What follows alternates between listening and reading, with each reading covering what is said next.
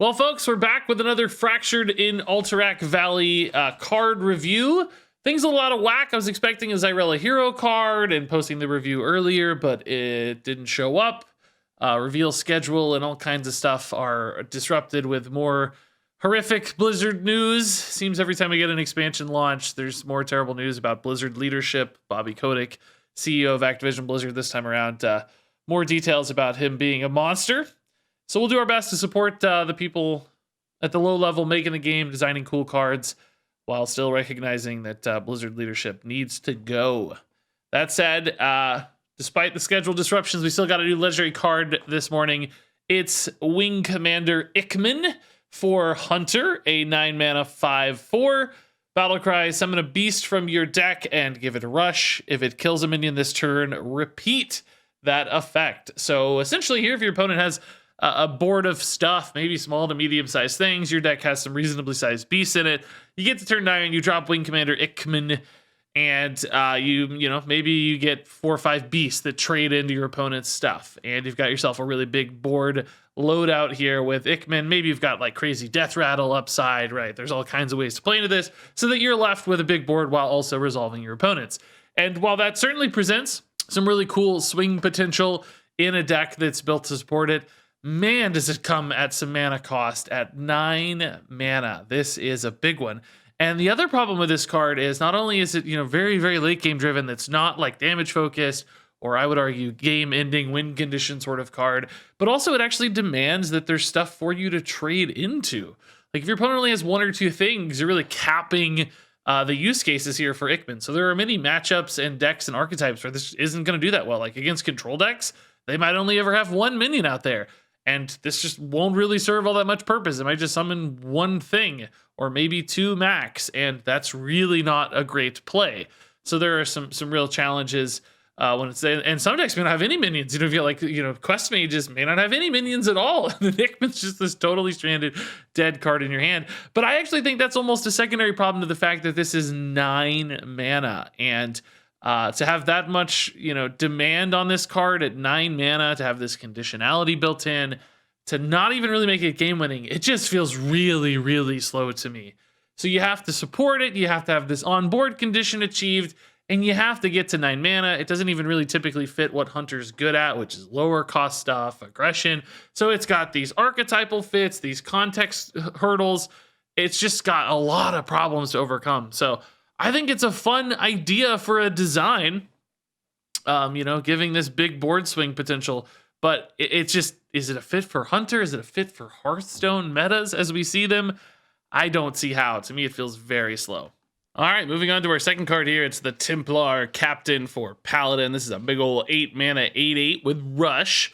And it reads, after this attacks a minion specifically, summon a 5/5 Defender with Taunt. So potentially some big old stats here, a little bit of defensive utility, taking a trade with Rush, while also developing a Taunt. And, this sticks around for multiple turns. You can keep attacking minions with it and getting more taunts. Or if you need to turn the corner and hit face, still got that big old 8 damage threat. So I think, a card that comes to mind immediately for this is like Illidari Inquisitor for Demon Hunter. That is, similar 8/8 Rush with some upside. But the main difference is that Inquisitor's really good at going face and presenting this game-ending sort of threat, whereas Templar Captain is more about sort of stretching the game out and often slowing the game down a little bit.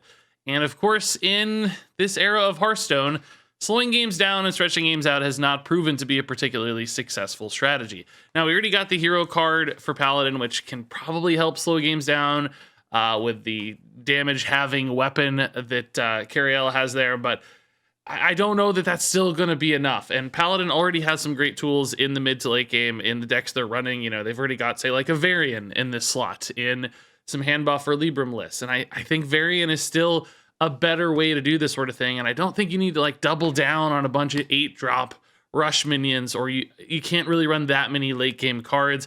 You've also got, Librams of Hope, and even your Cariel itself is now 7 mana, and then you've also got Lady Leodrin at 7 mana. It's like, how many 7/8 mana cards can you run in a deck, and it just starts to get really competitive. And I don't know if this one's the one that actually makes the cut. So for constructed standard format world, I think Templar Captain's just going to end up being too slow.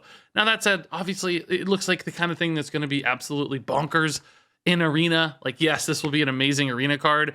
As far as a constructed card though, it's fine. A couple years ago, I would have been really excited about this. Nowadays, unfortunately, I think compared to both its peers within class and other examples at its cost across classes, it's really falling short in being the threat that it needs to be as an 8-mana card. It's just a little bit too passive, and so it's a value generator in a way, getting all these extra bodies, but not a real game-ending decisive sort of threat. So next up here, we got the Dunbaldar Bunker, another one of the objective cards, and this time around for Hunter. And we got 2 mana here. And at the end of your turn, it draws a secret and then change the cost of that secret to 1. And this lasts for 3 turns. So basically, this is a 2 mana draw 3, which is actually, of course, very good. Now it's delayed draw 3. You don't get all 3 of those cards immediately, so the game's gonna have to go on long enough for you to reap the benefit. Now, with some of the other objectives, I shared that as a major concern. That's not as concerning for the Dunbaldar Bunker, because this is kind of easier to slot into a turn, or just maybe fill your turn on turn 2. And then it's passing back a lot of its initial cost via these cost reductions on the secrets. So, in total, essentially, you're gonna be spending 5 mana to get 3 secrets, and it takes a while, sure.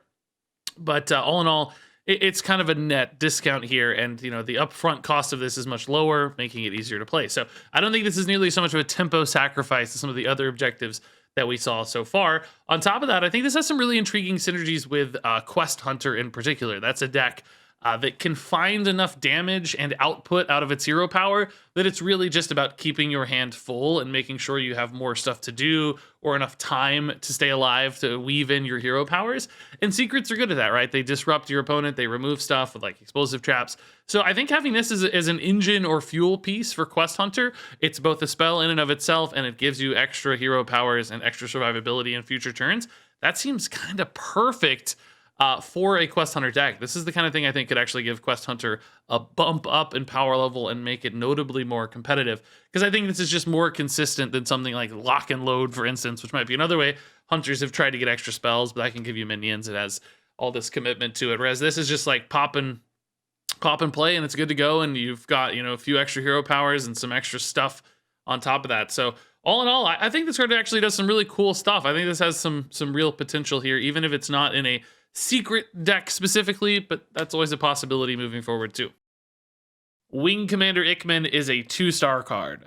Templar Captain is a 3-star card. Dunbaldar Bunker is a 4-star card. And there you go. That wraps it up for this particular Fractured in Alterac Valley card review. As I said before, things are kind of hectic right now with Blizzard and card reveals and so on and so forth. So I can't really promise a good, consistent schedule for these card reviews. I'll do them when there's cool cards to talk about and stuff that makes sense. So probably anytime we get cool legendaries, I'll try to pop out a review, or maybe just once or twice a day. Beyond that, but for now, of course, share your thoughts on these cards. Share your thoughts on Blizzard if you like. Certainly welcome those as well. And all that and more down in the comments below. But until then, thanks so much for watching. And until next time, game on.